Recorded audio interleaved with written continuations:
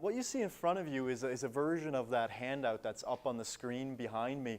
What I'd like us to do now is, before we sort of have an open dialogue, is take a few minutes with either by yourself or with a neighbor beside you to walk yourself sort of through this kind of exercise. Now, if you don't mind saying, I know I'm putting you a bit on the spot, do you mind just saying a word about what the principle is behind these kinds of maps, as they're called? So this handout is based on a tool that is typically used in design thinking methodology called an empathy map.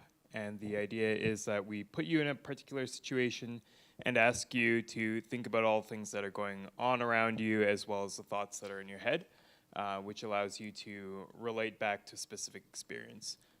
So we're kind of adopting it here in a different format, and what we'd like to do is ask every person to complete this on their own, and then we will pair you up to have a conversation about the activity. See, there's good reason I'm asking you to help me out. I told people to pair before doing it on their own. So do it on your own first. Listen to San, and then we'll do sort of a bit of a group discussion, and then we'll open it up to an open dialogue. And the way it goes, you don't have to put your name on this, but we would appreciate it if you are willing to share this with us at the end, so that we can use it in our own thinking and also coming up with ideas for policy issues and solutions in the end. So we'll be circulating a little bit as well in case you have any questions about the handout. So we'll take a few minutes to do that. Some sense of strong experience with single detached housing at some point in life. And as someone who, since my father died when I was an infant, has always lived in multi-residential buildings, either townhouse style or more recently rental, and then later a apartment style condo. I'm wondering if, it was interesting to me that not too many of these stories involved much about neighbors, and all of my housing stories, when I think about challenges and other kinds of experiences, have to do with neighbors. And as someone who very much would like to procreate in some fashion down the road, and to do so in a central area, and preferably also in a multi-residential environment, I'm wondering how our housing stories change when we think about the people in them, I guess is the summary. Yeah, that's a really important point, right? And I think partly those housing stories we hear in our community, having been a lower density community, sort of historically, the housing stories we hear tend to be more single family dwelling than not. But that's not to say, I mean, we have apartments and high-rise apartments in this community that have been around for a number of years, right? And so we do know that there's a segment of the population that has grown up like that and has lived that experience. Also, sort of when we think about generational change, the next generation of Canadians, there will be a much larger share who had grown up in apartments or has grown up in a higher density city, right? So most of the population now is urbanized and suburbanized. There's still a large share, Canada's population, as David Gordon at Queen's remind us, we are a suburban nation, right? So most people live in suburbs, but housing has become smaller over time. So people are perhaps more accustomed to living in denser areas moving forward than perhaps we were historically. Yeah, Graham.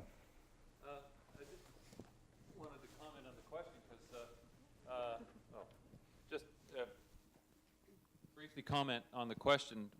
Remember growing up in a suburb and became very conscious of the neighbors when I shot out their plate glass window with my BB gun, and that was a bad introduction, but it turned out they were very gracious about the whole thing, and we used to love running across everyone's backyard and front yard and so on and be a terror, but we didn't chum together. We'd never have dinner or anything like that. It was just hi, hello, how are you, and in the garden or something. In the inner city environment, we lived in Kingston, right downtown, and our kids were just beginning to grow, and the school was nearby, within a 3-minute walk. And we had the greatest neighbors who are still friends now, years later. We still retain those relationships, because I think partly because of the urban environment, our homes are very close together. They were like townhomes. The school was close. The kids of the same age, we were all involved in the school association. So those neighbors became close. We were into each other's homes, in and out. The kids were sort of managed by everyone, kind of thing. It was like a village. So situations can be quite different. Thank you. Yeah, anybody else would like to pick up on that theme? Yeah, Erin. Hi, I was just going to comment. So through my younger year, well, I'm not that old now, but coming to university now, I do live in a townhouse and I have roommates. And then in the future, again, I'm looking to lease or live in an apartment, which will be with roommates and very close neighbors, I'm assuming. So I think that it's changing based on how my generation is coming to school in these larger, more densely populated areas, and then it'll shift, I think, to that where the neighbor factor will be more prominent. So, Thank you. Yeah, AJ. So I can actually tie my experience into that whole neighborliness. Growing up, both my parents were split and then remarried. My mom, who I lived with full time, we grew up in a social housing project on Finch in Pickering. And I would also go see my dad, who lived in a very private gated community, condominium development with covered parking and private security, and not really any kids around. And I can just say the neighbors that we had at the social housing project, it's what I miss about that community, because you knew everyone around you, you could talk with everyone, and I can remember in the blackout of 2007, our power wasn't restored for close to 3 weeks, and a lot of the time, my mom would get together and we would get everyone together in the neighborhood and all cook food together on the barbecues, and just have sort of like a community barbecue for breakfast, lunch, and dinner. And some of the older ladies that would allow the young mothers to go off to work and would take care of the kids and watch over them, because school was obviously canceled at that time for a couple of weeks. So it was just a lot better environment than sort of the condo development, where they didn't really want kids around. There was no yard space. Yeah, everyone was just really closeted during that time. So yeah, I've sort of traveled the scale, and I love the social side of things, and the neighbors that I developed in that time. Thanks. Yeah, thank you for sharing that, AJ. Anybody else want to comment on this general theme, or want to raise a new? Yeah.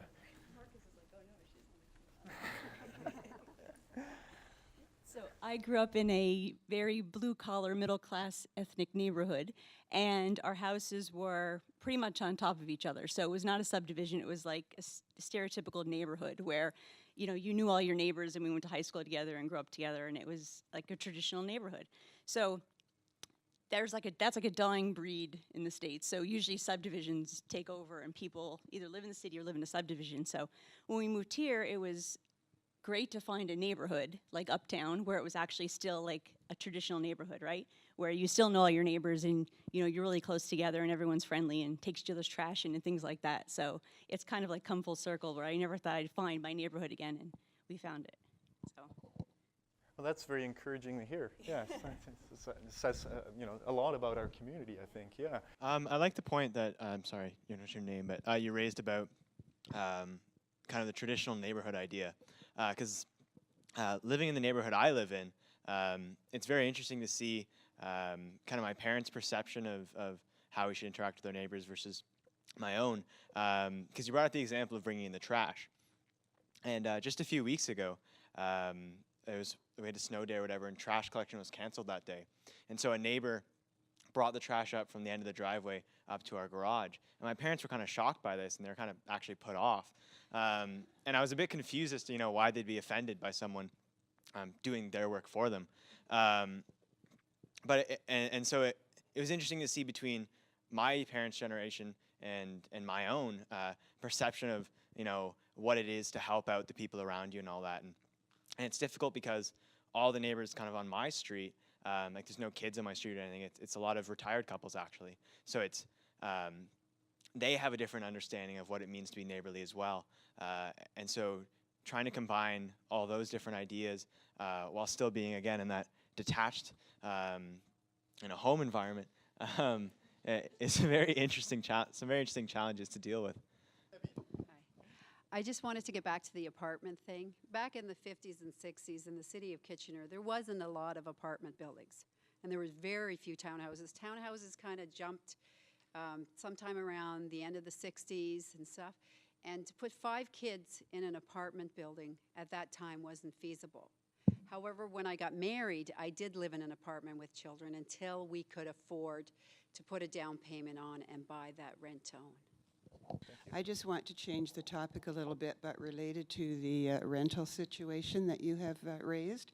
I grew up in a small family home in Galt, as it was known then, which is now part of Cambridge. By the way, the other theatre was the Lyric. Anyway, I've lived in Waterloo most of my adult life, having worked at the University of Waterloo. And so I've lived in a number of rental places. My first apartment was the top of a wonderful big old house. Then I was in an apartment that had built onto the side of a fairly modern home, and then I've been in 3-story walk-ups and high-rises, etc. So I've done the gamut. But I also belong to an organization, a nonprofit called RENT, R-E-N-T, Renters Educating and Networking Together. And we don't have any, how shall I put this, not real authority, but we do have a lawyer on our board who happens to be with the Waterloo Regional Legal Clinic. And he's with us all the time so that if people need legal information, we're not just giving it off the top of our head. We have Joseph to indicate that yes, it is correct. But what I really want to refer to related to rent, or at least renting, is that I'm not sure how many people realize that, and I know there are different opinions on this, up until 1998, at least buildings built up until 1998, they are rent controlled. And the amount that is approved every year is based on the Consumer Price Index. After that, the sky's the limit, and I do mean the sky. In Toronto, there are people who have 15%, 30% increases every year. So rent can really be something that people can't afford very, very quickly. My group, along with at least one, if not two, of our MPPs, have been trying to get a bill passed that forces the government to look at this, because anybody who considers a new apartment, an apartment that was built in 1999, and this is now 2015, it's just ridiculous. And a lot of people, of course, go into these buildings not realizing, and therefore, having a terrible time if they're, particularly as they're older and they're on a limited income.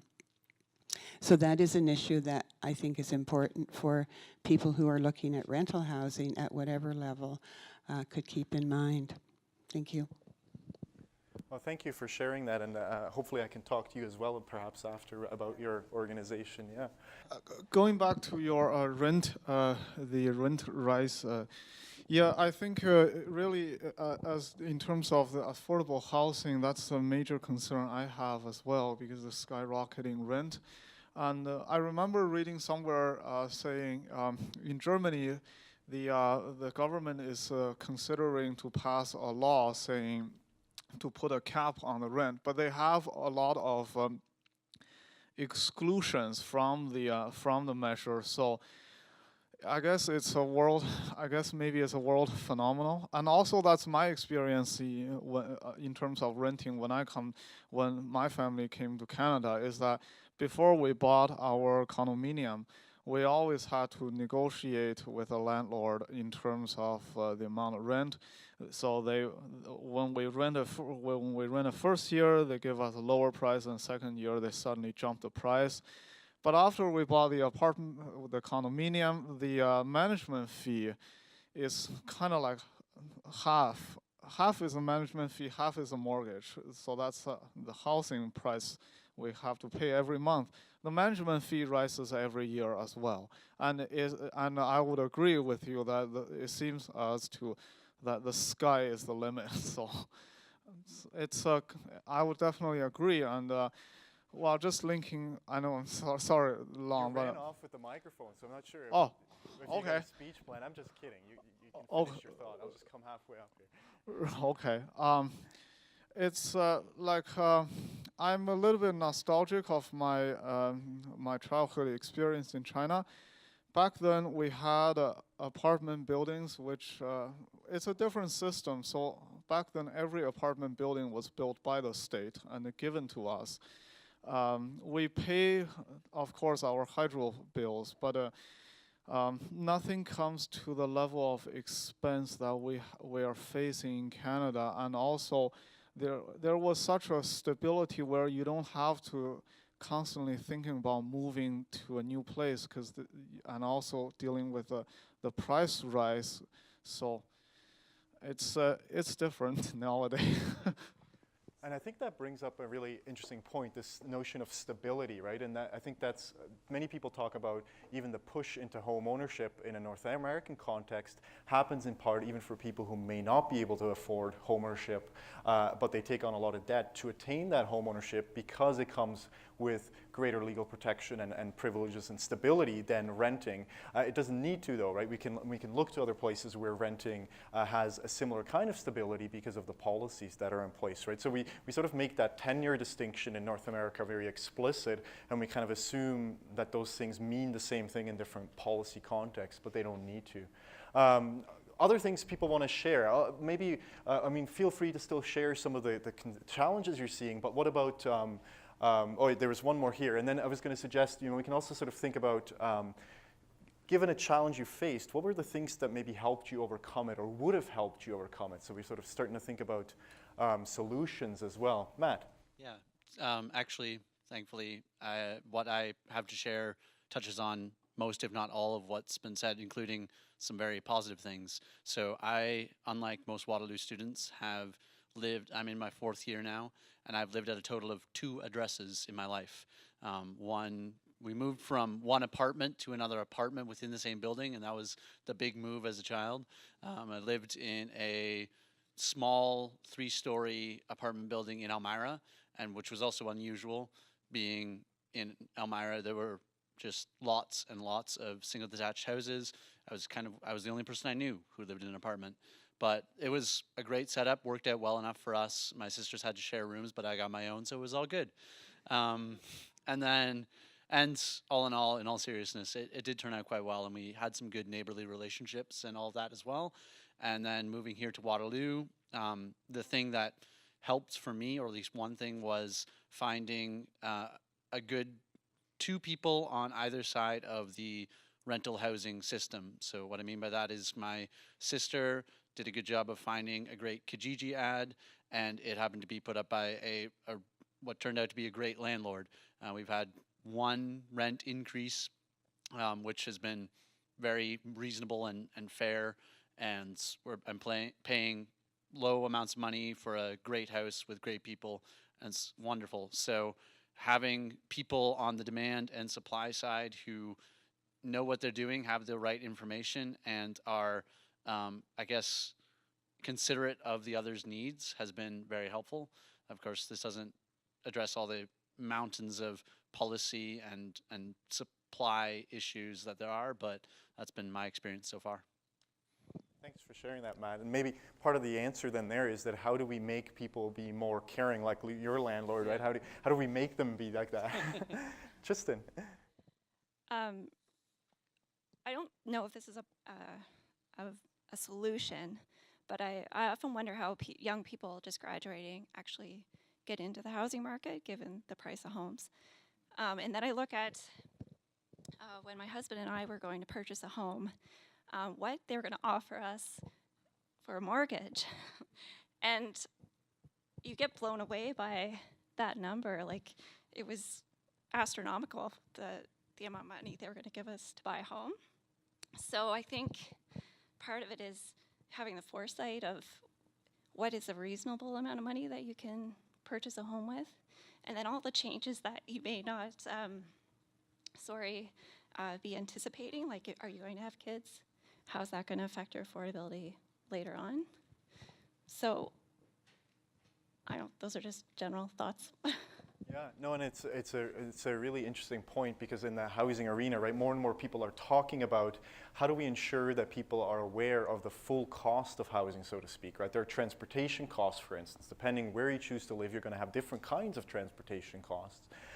their utility costs, all those kind of things, right? Maintenance costs. And when you go to borrow money at a financial institution, those costs are not taken into account as to how much you can borrow, right? So we have this situation now where we have some of the highest debt levels we've ever had in the Canadian context, and there are worries, of course, of what's going to happen if interest rates change and go up to, I think Debbie was mentioning, what, 18% that 13 to 15% that you were paying, right? That would be a large, huge shock to many people right now, paying even less than that.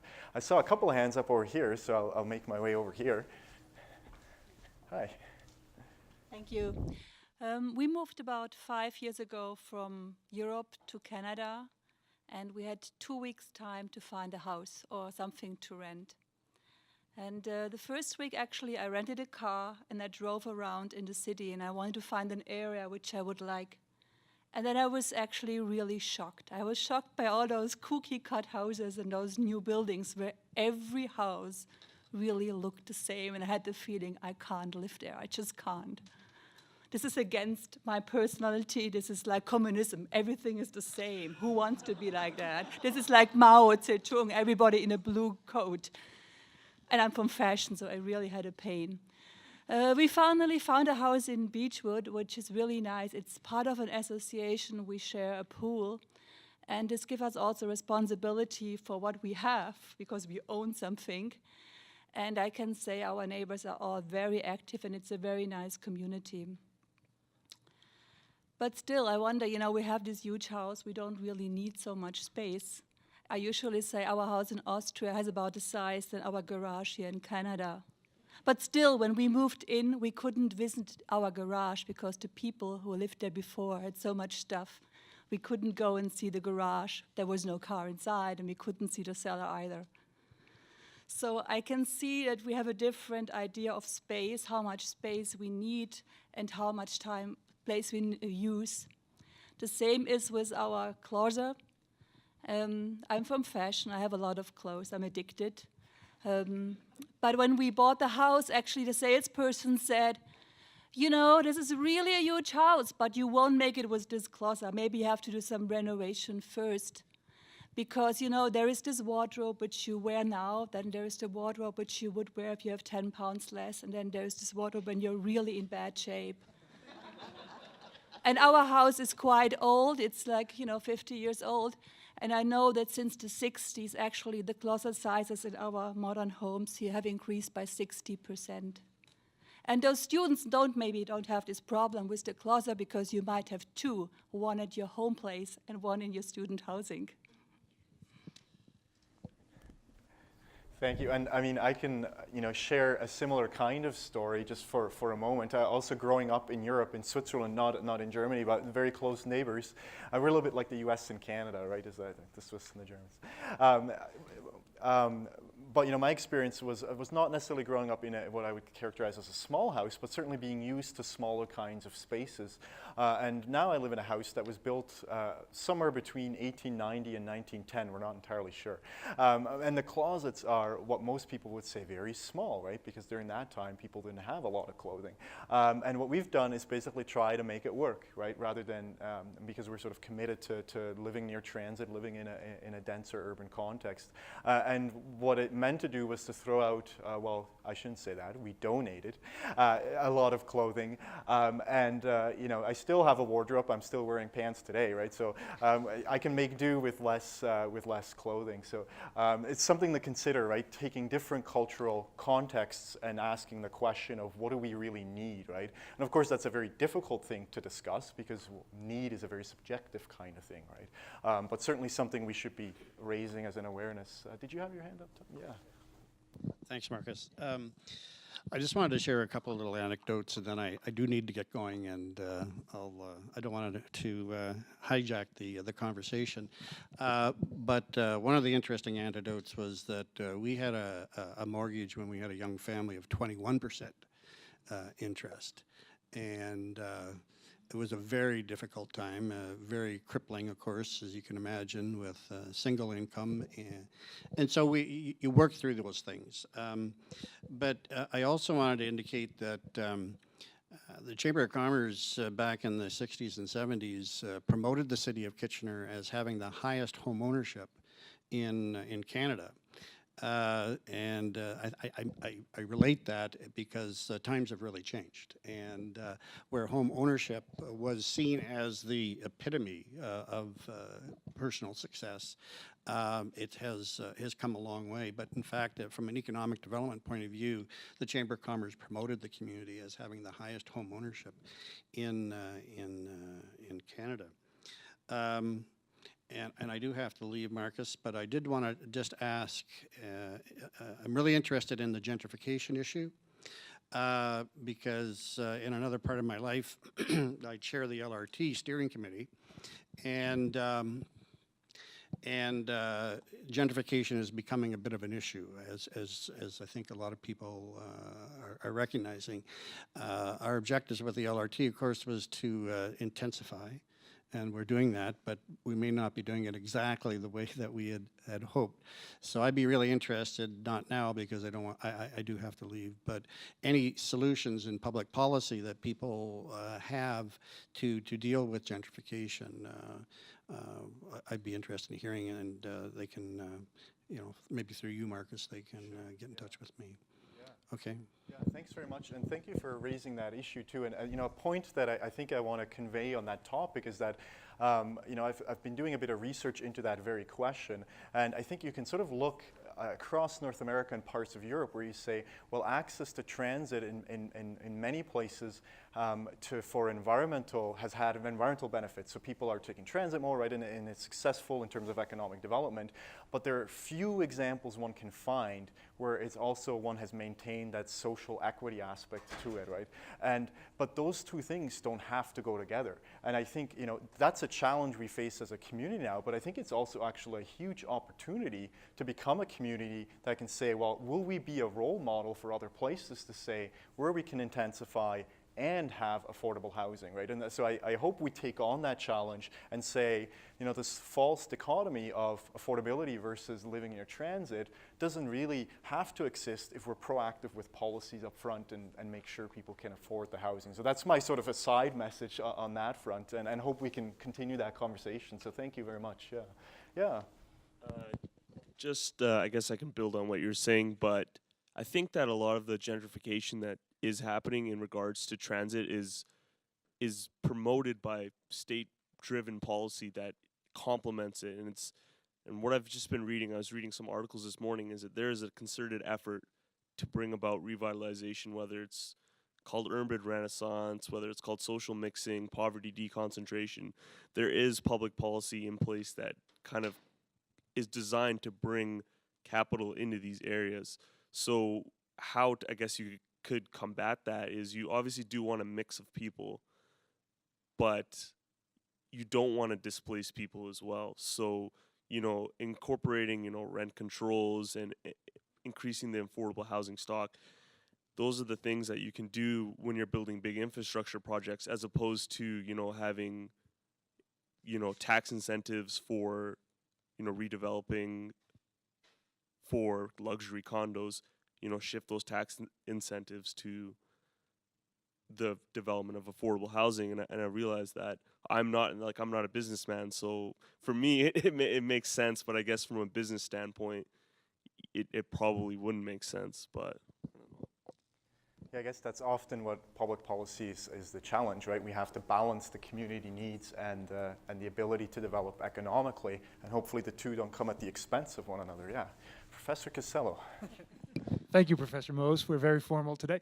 I just wanted to give a couple of examples globally of where this issue has been addressed. And we have a fourth-year course that goes to the UK, and of course, housing prices, the challenges there are even more severe than in North America. And part of what the government in the UK has mandated now, that any new development, and of course their planning controls are much stricter than they are here in North America, but any new development is required to have a percentage of market-controlled housing, and those units have to be completely indiscernible from the regular housing. And so it really is, in my simplistic opinion, it's a matter of whether or not governance wants to interject into the development of housing. And really, for many years, we've left the housing market very much to itself, with only land use controls at the zoning level. But I think it's time for us to look at this question again and say whether or not the market by itself is responding in a way that the way that we want it to. The second example outside of the UK is in Singapore, where the growth is astronomical, the transit investment is very high, the proximity and the connectivity to their core is very, very strong. But the housing market is such that if you are coming and you wish to get on the housing ladder, you enter into a government controlled list of housing, and when something opens up, you get a number of choices, and you choose from the choices you get, and they very much control the supply, and they very much manage the demand side of that equation as well.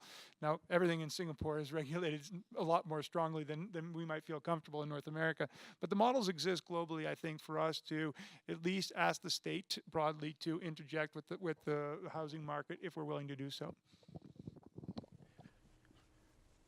Yeah, and thanks, Jeff, for that. And these are great examples. And even in the North American context, places like Philadelphia, which I know you know well, are implementing policies, for instance, where you allow property tax rebates for long-term residents in a community. So if the community is changing and property values are increasing, existing homeowners aren't burdened with the extra cost of the property tax, which in some cases, it's been documented in the larger cities, like in Vancouver and Toronto, did actually displace long-term homeowners. Very much the people you actually want to keep in the inner areas, because they have stuck it out, so to speak, right? They've walked places, they've taken transit, and they're going to be part of the users of that system.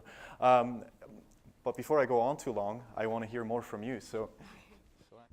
I think a lot of our discussion has been really strong, but also very concentrated in like the homefulness end of the spectrum. And I'm kind of curious about a lot of the conversation that and voices that are missing in this room are probably not able to be here because of their lack of resources, or maybe just not available.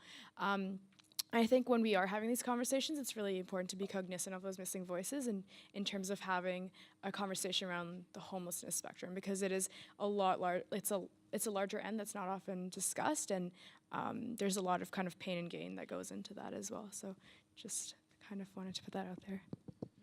Yeah, and thank you for raising that perspective, right? Because yes, not all groups have a voice as easily as some of us do, right? And as much as we might try to bring a community together, not everybody's able to come. We have a question up here. Yeah. Thank you. I work with people who are persistently homeless, and so I do appreciate that. I'm also the mother of a young adult with schizophrenia who lives with me. So my concern is personal and professional, and one of the things that I keep hearing, we're talking about neighborhoods and the importance of the social community for people. That is a huge issue for people a lot of people who are persistently homeless. They can have affordable housing, but it falls apart on them, and they come back into the homelessness system because they lack supports. And those supports don't need to be, and sometimes really aren't, formal supports. In many cases, my son, for instance, wouldn't go into a supportive housing facility. He doesn't need that, and he wouldn't do that anyway. But he would be so isolated if he couldn't live with his dad and me. So I think we really need to be very intentional about how we create neighborhoods for people who don't necessarily have the children to bring them together. They don't live in the leafy streets and the community gardens and things like that. I think that I would like to challenge the planners to figure out a way, particularly for single adults, because those are usually the people most at risk. Yeah, thank you. Yeah, AJ or okay. I just wanted to say a few things. This is about a new immigrant who's come into the country and he needs to get housing. And there are two sets of immigrants who come with a large amount of liquidity, and there are some who really need to struggle. And what that has done is it has created a great amount of disparity, especially in a place like Mississauga, where the land price and the price for housing is actually not normal. and you are then forced to go away from the city, which is away from the town city and the town center and away from gainful employment. And the other point was about how do you handle mass rapid transit vis-a-vis what you see in Singapore, what you see in Dubai, what you see in in Busan, in Shanghai, other parts of the world where there has been a phenomenal amount of industrialized growth. We don't have that we don't have that properly insulated in GTA, and that's something that should be looked at. And I don't think so. We have that, and I don't think so. There is the political will to do that. Yeah, those are the sort of things that impress upon new immigrants. How are they going to get housed? Do they have a government subsidy to assist them? The ones that are privileged to come with a certain amount of liquidity are able to find the balance. But what about 70% of them? They are the ones who are bringing in whatever liquidity they get to the country, and they still can't find a house. So I think that is something that the government, the planners, the policymakers, the people around, the neighborhoods, and people who are generally concerned have to think about. Well, thank you for raising that connection to transportation as well, right? Because if we know a housing decision is also a location and then therefore a transportation decision, because it's something, so then where you are able to travel to and at what cost is very much a function of where you end up living. So that sort of question of transit equity, right, is a big one. And for those of you who are interested in that topic, Roger Kyle at York University, together with Sean Hurtle, who's a planning consultant, have just released a report that they've conducted for Metrolinx on, and I think the large conclusion of that is the lack of transit equity in the GTA. So I can forward that to people who are interested. I'll be quick, I promise. I just want to pick up on the idea of ethnicity. My father is of Italian descent. He was one of 12 and grew up in a very Italian neighborhood and had a social support system that was entirely Italian. If you needed someone to watch the children, there was an Italian neighbor. If you wanted a butcher shop, if you needed a mechanic, if you needed whatever it was, you had this cultural connection with your neighbors. And it was a social structure that allowed new immigration to happen in a much easier way. And you were much more likely to open up your home to someone who had just come from Italy if you were an Italian descendant. And my mother was Swedish and had exactly the same social network, although my mother talked a lot less than my father did culturally. And so I wonder, where are we now on this ethnicity spectrum? Is it such that ethnicity is still a bonding factor and neighborhoods are forming and this is a market influence, or is this not as strong as it was maybe 5 or 6 decades ago when different waves of immigration were happening in North America? Yeah, it's a really interesting point, and the evolution of metropolitan Canada has really happened in a way where the nature of immigrants has changed, their origin has changed, and the places where they settle has changed. So we're much more seeing a suburbanization of the immigrant landscape, and people are documenting ethnic enclaves, really the way you're describing them, that used to be part in the inner city, in the suburbs of Toronto and Vancouver and other kinds of places. And people do point to those kind of support systems in similar ways. But I think people are also documenting that, because a larger share of immigrants today are actually middle and higher income earners, the immigrants that do come in, or some of the refugees, are a smaller share of the total immigrant stream, and there's perhaps less provision for people on that end of the income spectrum, yeah. Who else would like the microphone? We've got a few more minutes. Does anybody want to share something really burning that we haven't, somebody maybe we haven't heard from? Yeah. So just two things. Just to go off of what you were saying, my grandparents are immigrant Italians and settled in Hamilton. Brother and wife came to Hamilton. Parents came to Hamilton. Everyone came to Hamilton because of the job opportunities in the steel factory on the lake, and it just became that whole neighborhood's Italian. Everyone speaks Italian. It's just, the butcher shop, the bakery, everything just down the road. It's amazing how in suburban Hamilton that kind of unit has formed. On a different note, in Waterloo, student housing, we haven't talked too much about that. Obviously a burning issue for someone like me. I currently live around Barringer and Westmount, so about 2-minute drive from our campus, but with the way our transit system works, it takes me 25 minutes to bus to school. So that's very restrictive on my mobility within the city. For me to get to uptown, that's over an hour between busing, waiting for a connecting bus, and then going uptown. And I lived in residence first year, so I was very used to catching literally any bus that went down Columbia because I lived in Ronite Village, and it was much easier. But when I was looking at housing for my second year of university, it became a very large struggle between quality and cost, because we were dealing with issues of individual leases or group leases. And so at the end of my first year, I had seen 22 houses by the time that we signed a lease somewhere, because we had a group of 5 people, and then some people were like, oh yeah, I'll live with you, and then would flake out on commitment, or the landlord would give the lease to someone else, or some other issue would come up. And not to mention, there was a lot of places that I would not pay $5 to live in, much less $500 a month, and plus utilities depending on the landlord. Now, our place, it's complicated because our landlord lives an hour away, and so when we have to deal with him on any issues within the house, it's very much a debacle getting him down there, and that can create a lot of discontent between a tenant and a landlord when he feels that it wasn't a sufficient reason to come down, and you say that, well, the shower is spraying everywhere, please come and help us.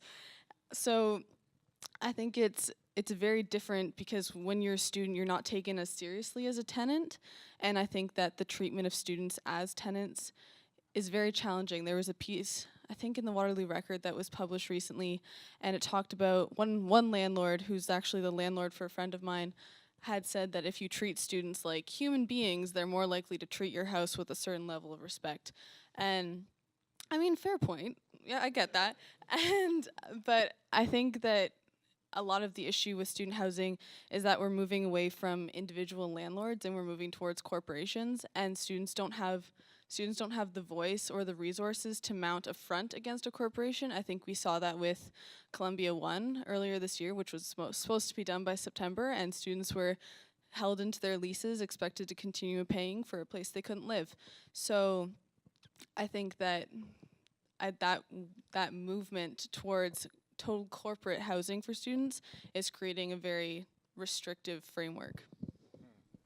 And I'm interested to, that this trade-off you're describing between quality and cost, right, and how dramatic I think that can be depending on just an extra, what seems like a relatively small amount of money, but how the quality might decrease dramatically. You wanted to add something? Yeah, just a quick comment. Universities as landlords tend to be pretty good, so if you want to change housing, come and see me.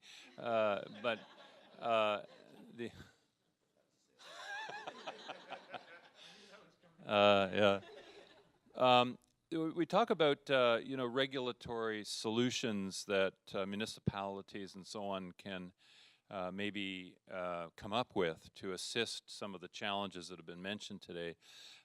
This is a personal comment. I probably shouldn't make it, but I don't have a lot of confidence in this municipality or others, including the one I came from most recently, was Kingston, and then prior to that, Toronto, and actually being very good at regulatory solutions to these problems. I think what's been done with the student area between University of Waterloo and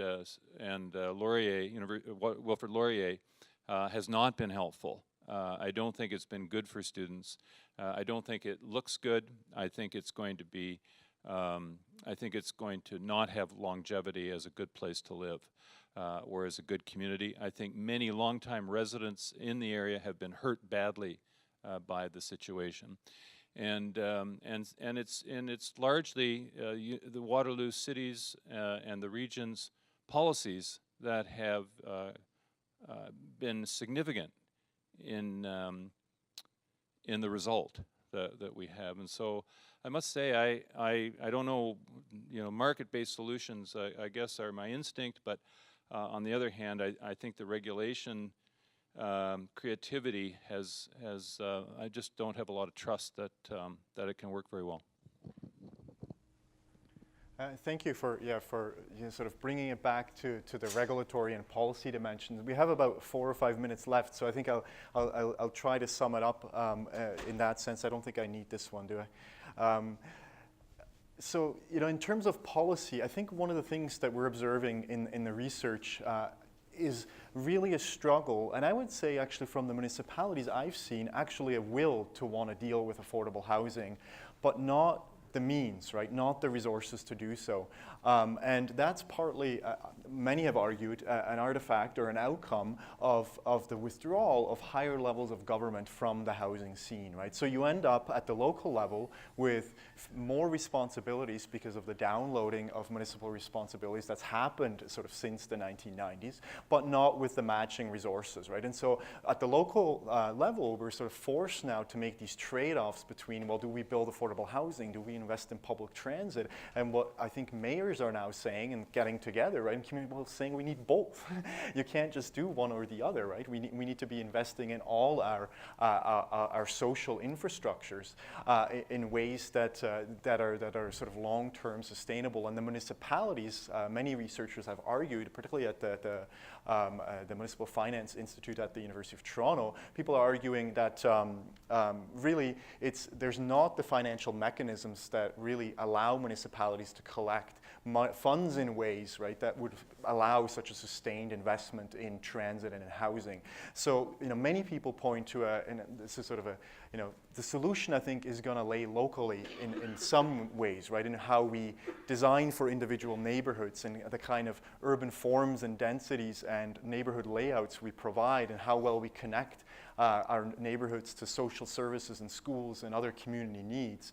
But that can only play out, I would argue, at the local level if we have this higher level regulatory mechanisms in place that both give the localities the powers to enforce regulations that they may want to implement. Because in Canada, it can often be difficult for municipalities to actually implement any sort of controls because they're limited by their regulatory stature in the Canadian context, but also the means, right? So that you kind of have to give municipalities the power and the resources, I think, to solve this issue. And so, one takeaway I often take from the housing research I do is that we really need to all be thinking about housing when we think about federal government responsibilities, yet we don't, because housing is very immediate, it's very local, it's where we interact on a daily basis. So we think about it as something that we raise to our council and our mayors, when really we need to be voicing it, yes, at the local level, but also at the provincial and the federal level, because otherwise, it's going to be very difficult to attain. I want to thank you all very much for your contributions today. I learned a lot from you guys about kind of things that I'll want to look into further, and also things that I want to share with the the planners and the policymakers I interact as part of my research. And so I do hope that this kind of dialogue has, it's not going to be immediate, but has somewhere down the line, hopefully this dialogue will have some sort of impact in terms of, if at the very least, raising certain kinds of issues onto the agenda, right? Whether it is the need for neighborhood supports, for health support, for homelessness, whether it's, tenant regulation, whether it's the regulation of student housing in ways that works for students, or whether it's for people to be able to afford housing that want to at the ownership level. So I want to thank again the community panelists and you, everyone here who took the time to be here today. So help me in giving yourselves a hand. And I want to also help everyone who helped get the word out, and I really do appreciate actually the diversity of perspectives we were able to get today. And I also want to thank, just from an organizational point of view, Shelley Konechsky, who helped organize this event. I think she's gone now, and I've run a couple of these events, and I couldn't do these events without her help. So really appreciative of Shelley's help on all fronts. And Sherry Solomon, Taylor Ertl, Steve Kryzak, Christina Pope, and all the student co-op volunteers as well who helped out today. I want to thank Diane Naughton and her crew, her video crew, for the excellent job they do with the video production. And on the communications front, Sam Toman and Pamela Smythe, who help us communicate with the community and the media as well, and the student population. The School of Planning, Faculty Environment, and the university for providing us with the time and space to discuss these kind of issues. I always think about it as a privilege to be able to be in a society and in a time and place where we can take the time to reflect and think. Not everybody worldwide has that opportunity, so I think we should remember that privilege and take it seriously. And I want to thank my RAs, Wendy Chan, David Stockmill, and Mark Williamson, and last but not least also Robert Walter Joseph for summarizing some of our thoughts. And he was telling me he's going to color in a bit more here as after we leave, and then I'll be sending this around as a sort of a summary of the event, and we'll add some things probably later as well from all your handouts. So before you leave, make sure that you put everything down that you would like us to know, that you would like me to know, that you'd like perhaps policymakers to know about your housing situation. So if you have other things to add, write them on the back of that paper, and make sure that you leave them here so that I can collect them afterwards. And thank you again, and hopefully we can continue and have many more of these kind of discussions and end up in a place where at least we make some progress forward towards a better housing situation than some of us are experiencing in this community. Thank you.